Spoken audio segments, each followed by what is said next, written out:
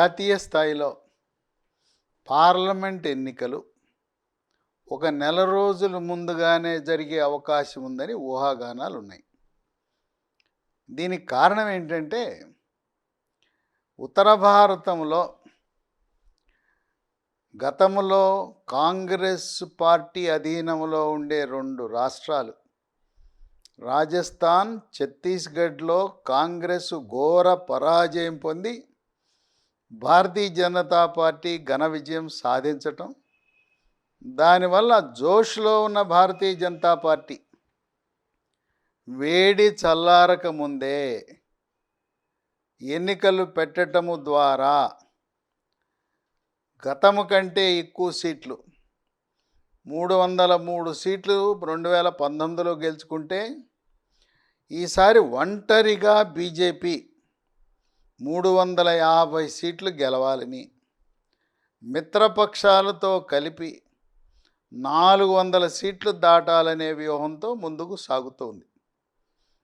దానికి తోడు మరొక కలిసొచ్చిన అంశం, జనవరి 22న అయోధ్యలో భారతదేశ పౌరులు ఎంతో కాలంగా ఎదురు చూస్తున్న అయోధ్యలో శ్రీరాముని ప్రాణ ప్రతిష్ఠ ప్రధానమంత్రి మోదీ చేతుల మీదుగా జరగబోతూ ఉంది. ఇదొక చారిత్రాత్మకమైన ఘట్టం. మనకు రామరాజ్యము కావాలి, రామరాజ్యము కావాలి అని కోరుకుంటారు అందరూ. ప్రధానమంత్రి మోదీ రాముని ప్రతినిధిగా రామరాజ్యాన్ని స్థాపించి ప్రపంచ దేశాలను వణికిస్తూ అగ్రరాజ్యంగా, అఖండ భారత్గా, ఏక్ భారత్గా, శ్రేష్ఠ భారత్గా అవతరించబోతా ఉన్నది భారత్. అయోధ్యకు 22 జనవరి తరువాత ప్రతిరోజు దేశంలో పలు ప్రాంతాల నుంచి, అన్ని రాష్ట్రాల నుంచి 1000 రైళ్లు ప్రతిరోజు అయోధ్యకు చేరుకుంటాయి. ఆ విధంగా జై శ్రీరామ్ అనే నినాదంతో భారతదేశమంతా కూడా మార్మోగే విధంగా దక్షిణ భారతదేశంలో కూడా బలం పెంచుకోవాలనే సంకల్పంతో భారతీయ జనతా పార్టీ అడుగులు వేస్తూ ఉంది. ఫిబ్రవరి 20 నాటికే ఎన్నికల షెడ్యూల్ విడుదలయ్యే అవకాశం ఉన్నది. తెలుగు రాష్ట్రాలలో మార్చి 10-15 మధ్యలో ఎన్నికలు జరిగినా ఆశ్చర్యం లేదని ఊహాగానాలు ఉన్నాయి. 28 డిసెంబర్ కేంద్ర హోంశాఖ మంత్రి అమిత్ షా హైదరాబాద్కు వస్తున్నారు. ఈసారి కేవలం బీజేపీ ముఖ్య నాయకులతోనూ, రాష్ట్ర కార్యవర్గ సభ్యులతోనూ, జిల్లా అధ్యక్షులతో సమావేశం అవటమే కాకుండా మండల అధ్యక్షుడి పైన ఉన్న అందరితో కూడా సమావేశమై పార్లమెంట్ ఎన్నికలకు వ్యూహాన్ని దశ నిర్దేశించబోతున్నారు అమిత్ షా. ఇదే సందర్భంగా 8 మంది సభ్యులు కలిగిన తెలంగాణ శాసనసభలో శాసనసభ పక్ష నాయకుడుగా ఎవరు ఉండాలనే నిర్ణయం కూడా అమిత్ షా తీసుకునే అవకాశం ఉంది. దీనికి నిర్మల్ నుంచి గెలిచిన మహేశ్వర్ రెడ్డి మొదటి వరుసలో ఉన్నాడు. రాజాసింగ్ గోషామహల్ నుంచి గెలిచి ఆయన కూడా రేసులో ఉన్నాడు. వీళ్ళిద్దరిలో ఒకరు సభాపక్ష నాయకుడిగా, రెండవ వారు ఉపనాయకుడిగా ఉండే అవకాశాలు ఉన్నాయి. భారతీయ జనతా పార్టీ కేంద్ర నాయకత్వం వాళ్ళ వ్యూహం తెలంగాణ రాష్ట్రంలో 12 సీట్లపై పాగా వేయాలనుకుంటా ఉంది. సిట్టింగ్ సీట్లు 4, వాళ్ళ అదే అభ్యర్థులకి ప్రస్తుతం ఉన్న సిట్టింగ్ ఎంపీలకే సీట్లు ఇస్తారు. కరీంనగరు, నిజామాబాద్, ఆదిలాబాద్, సికింద్రాబాద్కి అదనంగా మరొక 8 నియోజకవర్గాలను గుర్తించి వాటిపై కేంద్రీకరించి ఫోకస్ పెడతా ఉంది భారతీయ జనతా పార్టీ.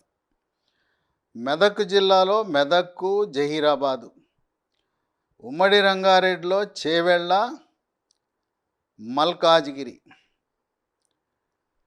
అట్లాగే మహబూబ్ నగర్ జిల్లాలో మహబూబ్ నగరు, నాగర్ కర్నూలు. ఈ 6తో పాటు మరొక 2 భువనగిరి, వరంగల్.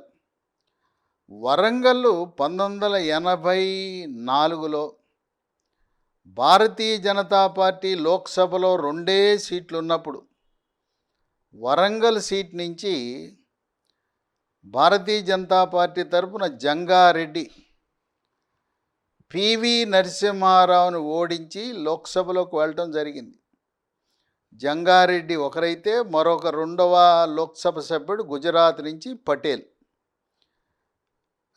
ఇద్దరి సభ్యులతో, లోక్సభ సభ్యులతో ప్రారంభమైన ప్రయాణం 84 నుంచి నేటి వరకు అంచెలంచెలుగా ఎదిగి రాబోయే 2024 ఎన్నికల్లో 350 సీట్లకు ఎదగాలనే ఆలోచనతో ఉంది. అందువల్ల ఈ 12 సీట్లపై దృష్టి సారించి ఫోకస్ పెట్టి అభ్యర్థులను త్వరితగతిన ఖరారు చేసి ప్రచార కార్యక్రమాన్ని ప్రారంభించాలనే వ్యూహంతో భారతీయ జనతా పార్టీ అడుగులు వేస్తూ ఉంది. తెలంగాణ రాష్ట్ర ప్రజల యొక్క వాళ్ళ యొక్క మూడు, వాళ్ళ యొక్క నాడి, వాళ్ళ యొక్క పల్సు చూస్తుంటే సరే రాష్ట్రంలో ఏ పార్టీ ఉన్నా పర్వాలేదు, కేంద్ర ప్రభుత్వము దేశాన్ని పరిపాలించడానికి మోడీనే కావాలి అని అందరూ కోరుకుంటున్నారు. 2023 నవంబర్ 30న కాంగ్రెస్ పార్టీకి, కారు పార్టీ బీఆర్ఎస్ పార్టీకి ఓటేసిన గ్రామీణ వాసులు, పట్టణవాసులు, మహిళలు, యువత, రైతులు, కౌలు రైతులు, యువకులు, నిరుద్యోగ యువకులు, విద్యార్థులందరూ కూడా మన దేశం యొక్క ప్రతిష్ట నిలబడాలంటే శత్రు దేశాలైన పాకిస్తాన్, చైనా నుంచి వాళ్ళకి ధీటైన సమాధానం చెప్పాలంటే అది భారతీయ జనతా పార్టీ మోదీ వల్లనే సాధ్యమని రాష్ట్ర వ్యాప్తంగా 33 జిల్లాల్లో కూడా మోదీ వేవ్ నడుస్తూ ఉంది. నిరక్షరాస్యులు సైతం ఢిల్లీలో మోదీ ఉండాలి, ఆయన ఉంటేనే మన దేశం, ధర్మం, మన రాష్ట్ర దేశ ప్రగతి ఉంటుందని ఆలోచన విధానంలో ఉన్నారు. అందువల్ల గతంలో మనం ఒకసారి పరిశీలిస్తే 2018 డిసెంబర్లో అసెంబ్లీకి 88 స్థానాలు గెలిచి అధికారంలోకి వచ్చిన టీఆర్ఎస్ 4 నెలల కాలంలో 17 సీట్లకు గాను 8 సీట్లు కోల్పోయి కేవలం 9 సీట్లకే పరిమితమైంది. అంటే టీఆర్ఎస్, బీఆర్ఎస్ పార్టీని కేవలం రాష్ట్రానికే పరిమితం చేయాలి, వీళ్ళకి వచ్చే 4 సీట్లు, 5 సీట్లు, 10 సీట్ల వల్ల ఉద్ధరించేది ఏమీ లేదు. ప్రాంతీయ పార్టీలు కేవలం రాష్ట్రాలకు మాత్రమే పరిమితం అవ్వాలి. జాతీయ పార్టీ అయిన భారతీయ జనతా పార్టీయే మన దేశాన్ని నడిపించగలిగిన సామర్థ్యం ఉందని చెప్పి అందరూ భావిస్తున్న తరుణంలో 12 సీట్లు భారతీయ జనతా పార్టీ లక్ష్యంగా పెట్టుకుంటే కాంగ్రెస్ పార్టీ వాళ్ళొక 3 సీట్లు గెలిచే అవకాశాలు ఉన్నాయి. ఖమ్మం, నల్గొండ, మహబూబాబాద్. ఈ 3 దాటి కాంగ్రెస్కి వచ్చే అవకాశాలు ఏం కనపడటంలా. సమర్థులైన బలమైన నాయకులు కాంగ్రెస్ పార్టీలో అందరూ కూడా శాసనసభకు పోటీ చేసి ఎమ్మెల్యేలుగా ఉన్నారు. లోక్సభకు పోటీ చేయటానికి ఈ రోజున రేవంత్ రెడ్డి, ఉత్తమ్ కుమార్ రెడ్డి, కోమటిరెడ్డి వెంకట్రెడ్డి, కోమటిరెడ్డి రాజగోపాల్ రెడ్డి లాంటి సీనియర్ నాయకులందరూ కూడా శాసనసభకు వెళ్ళటం వల్ల ఒక రకంగా లోక్సభకు కాంగ్రెస్ పార్టీ తరపున పోటీ చేయటానికి ప్రముఖ నాయకుల కొరత ఉన్నమాట వాస్తవం. కనుక వాళ్ళు 3 సీట్లు దాటి గెలిచే అవకాశం కనపడటంలా. ఇక బీఆర్ఎస్ పార్టీ ఇప్పటికే అనేక మంది పార్టీలు మారి గ్రామాలలో, మండలాల్లో బీఆర్ఎస్ పార్టీని వీడి కాంగ్రెస్లో చేరుతున్నారు. బీఆర్ఎస్ పార్టీ తరపున మెదక్లో కేసీఆర్ పోటీ చేస్తే కేసీఆర్ ఒక్కడే బీఆర్ఎస్ పార్టీ తరపున గెలిచే అవకాశాలు కనపడుతున్నాయి. హైదరాబాదుని ఎంఐఎం పార్టీ గెలుచుకుంటుంది, అసదుద్దీన్ ఓవైసీ గెలుస్తాడు. ఈ విధంగా సింహభాగము 12 సీట్లు బీజేపీ కైవసం చేసుకోవాలనే ఆలోచనతో అస్త్రశస్త్రాలు సంధించి హితబోధ చేసి వ్యూహరచన చేయటానికి అమిత్ షా, ఈయన అపర చాణక్యుడు లాంటి వాళ్ళు, అభినవ సర్దార్ వల్లభాయ్ పటేల్ లాంటి వాళ్ళు, ఆయన వ్యూహరచన చేశాడంటే రాజకీయ పార్టీలు, ప్రతిపక్ష పార్టీలు, విపక్షాలు గింగిరాలు తిరగాల్సిందే. ఇప్పుడు భారతీయ జనతా పార్టీ తరపున పోటీ చేయటానికి అభ్యర్థుల్ని రంగం సిద్ధం చేసుకుంది. కొన్ని పేర్లు లీక్ అయినాయి. ఏ నియోజకవర్గాలలో ఎవరెవరు పోటీ చేస్తున్నారనేది మనం పరిశీలిస్తే సిట్టింగులు 4కి 4 సిట్టింగు స్థానాలు ఇవ్వటం జరుగుతుంది. మొదటిది Adilabad, Soyam Bapurao. 2 Nizamabad, Dharmapuri Arvind. 3 Karimnagar, Bandi Sanjay. 4 Peddapalli, S Kumar. 5 Warangal, doctor G Vijayaramarao, మాజీ మంత్రి, మాజీ ఎంపీ.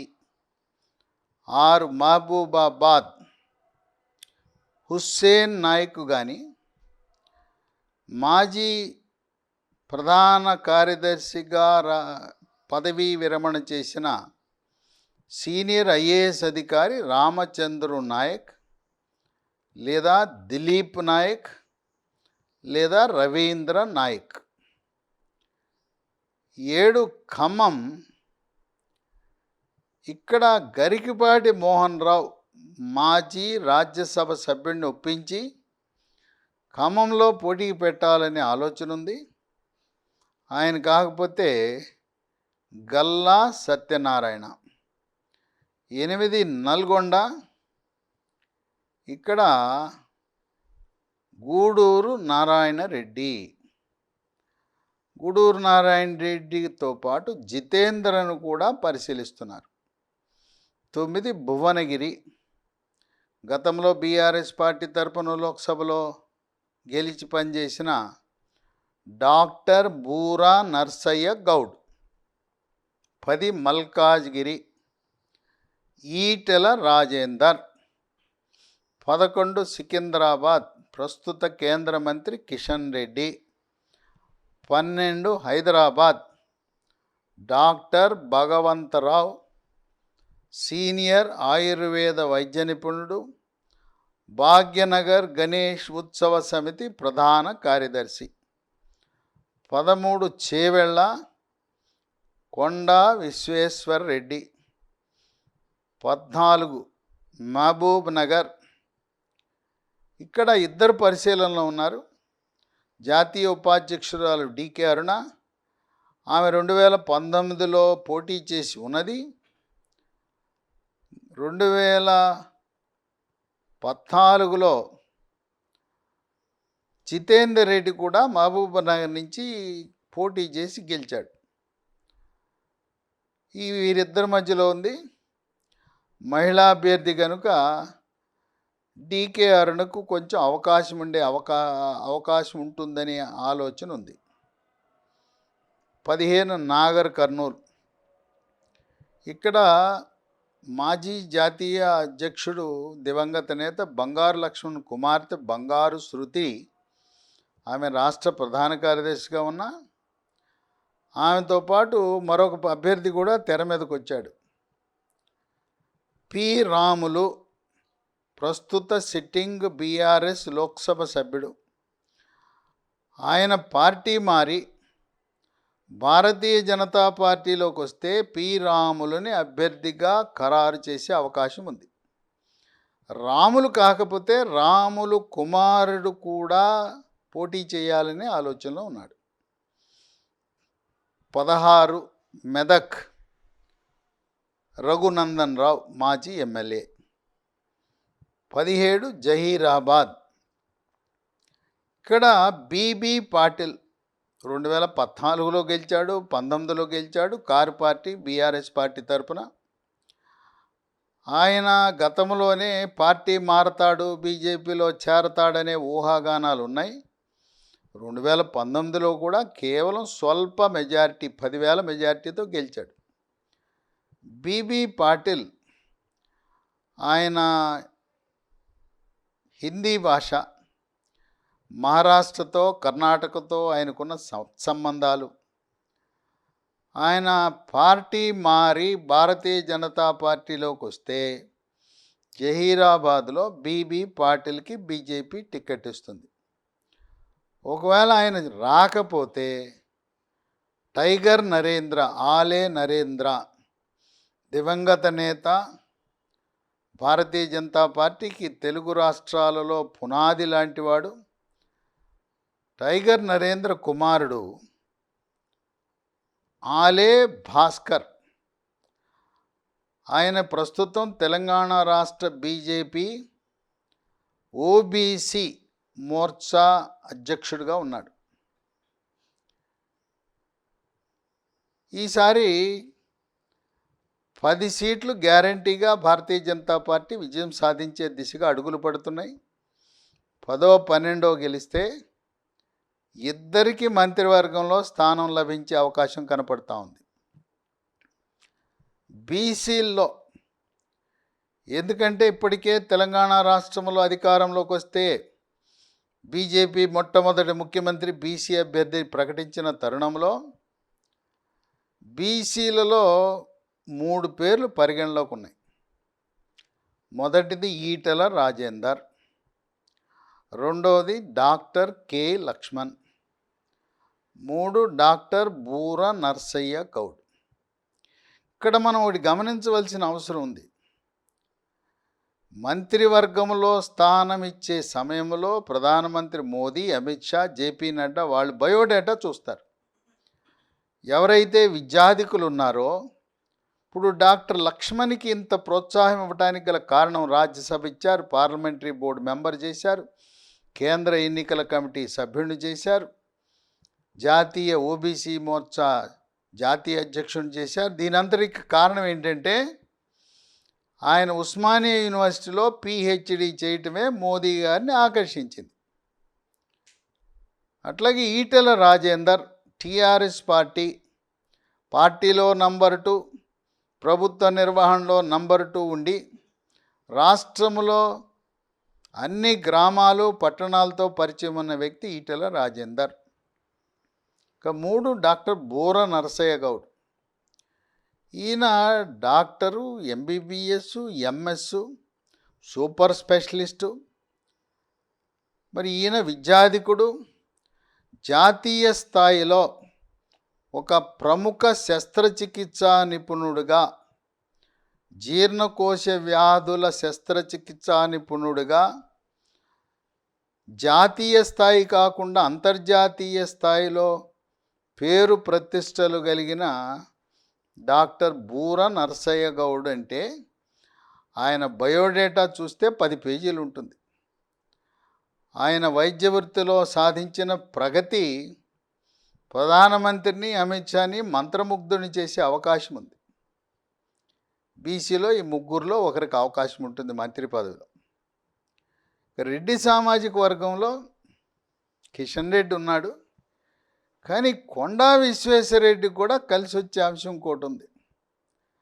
ప్రధానమంత్రి మోదీని ఆకర్షించే విషయం ఏంటంటే, ఎవరైతే అమెరికాలో ఉన్నత విద్యను అభ్యసిస్తారో అమెరికాలో కొన్ని సంవత్సరాలు స్థిరపడి అక్కడ పనిచేసి వచ్చిన వాళ్ళంటే భారతదేశాన్ని అమెరికా కంటే ఒక మెట్టు పైన పెట్టాలి కనుక అమెరికా యూరప్పుల యొక్క సంస్కృతి పని విధానము తెలిసిన వాళ్ళను ప్రధానమంత్రి కార్యాలయంలోనూ క్యాబినెట్లోనూ తీసుకునే అవకాశం ఉంది. పైగా కొండా విశ్వేశ్వరరెడ్డి యొక్క రాజకీయ నేపథ్యం, ప్రముఖ స్వాతంత్ర సమరయోధుడు, ఉమ్మడి తెలుగు రాష్ట్ర ఉప ముఖ్యమంత్రి,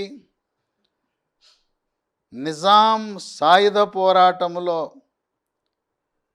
ప్రాణానికి సైతం తెగించి పోరాడిన కేవి రంగారెడ్డి, ఆయన పేరు మీదే ఈ రోజున రంగారెడ్డి జిల్లా ఏర్పాటు చేయటం జరిగింది. ఆయన మనవడు ఆ రంగారెడ్డి గారు కొండనే, ఈయన కొండా విశ్వేశ్వరరెడ్డి. కనుక రాజకీయ నేపథ్యం. అదే కాకుండా కొండా విశ్వేశ్వరరెడ్డి విద్యాధికుడు, మేధావి, ముక్కుసూటి వ్యక్తి. తర్వాత ఆయన రాజకీయాల్లో డబ్బు సంపాదనకు రాజకీయాల్లో తన వ్యాపారము ద్వారా సంపాదించిన డబ్బుని హారతి కర్పూరంలా కరగబెడుతూ రాజకీయంలో పారదర్శకంగా ఒక్క రూపాయి అవినీతి లేకుండా ఈ రోజున కొండా విశ్వేశ్వరరెడ్డి ఆదర్శప్రాయమైన రాజకీయాలు నెరవేరుస్తున్నాడు. కొండా విశ్వేశ్వరరెడ్డిని ఏ రాజకీయ పార్టీ కూడా విమర్శించే పరిస్థితిలో లేదు. ఆయన భార్య, ఆయన మామగారు డాక్టర్ ప్రతాప్ సి రెడ్డి. ఆయన భారతదేశంలో ఈనాటి కార్పొరేట్ ఆధునిక వైద్యానికి నాంది. భారతదేశంలో 150 హాస్పిటల్ స్థాపించి ప్రపంచవ్యాప్తంగా అపోలో గ్రూప్ని, భారతదేశ జెండాని పతాక స్థాయిలో ఎగరవేస్తూ ఈ రోజున అపోలో హాస్పిటల్ అంటే తెలవని వారు ఎవరూ లేరు.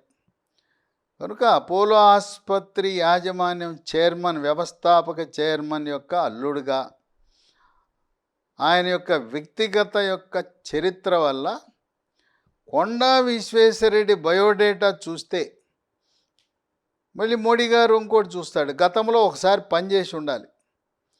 కొత్తగా లోక్సభలో ప్రవేశించే వాళ్ళకి అవకాశం ఇవ్వరు. ఒక 5 సంవత్సరాల పాటు లోక్సభలో పనిచేసి ఉండాలి. కొండా విశ్వేశ్వరరెడ్డి 5 ఏళ్ళు పనిచేశాడు గతంలో. అందువల్ల కొండా విశ్వేశ్వరరెడ్డి ఆయన బయోడేటా చూడగానే ప్రధానమంత్రి ఆకర్షితుడవుతాడు. ఆయన్ని కూడా క్యాబినెట్లో తీసుకునే అవకాశం అయితే ఉంది. ఇక 3 డీకే అరుణ. భారతీయ జనతా పార్టీ మహిళలకు బాగా ప్రాధాన్యత ఇస్తున్నారు. అందువల్లనే మహబూబ్ నగర్లో డీకే అరుణకు ఎంపీ సీట్ ఇచ్చే అవకాశం ఉంది. భారతీయ జనతా పార్టీ అంటేనే మహిళలకు ప్రాధాన్యత ఇచ్చే పార్టీ. ఎంతో కాలంగా పెండింగ్లో ఉన్న మహిళా రిజర్వేషన్ బిల్లుకు విముక్తి కల్పించి 2029 నుంచి 3వ వంతు చట్టసభల్లో మహిళలకు రిజర్వేషన్ అవకాశం కల్పించిన పార్టీ భారతీయ జనతా పార్టీ.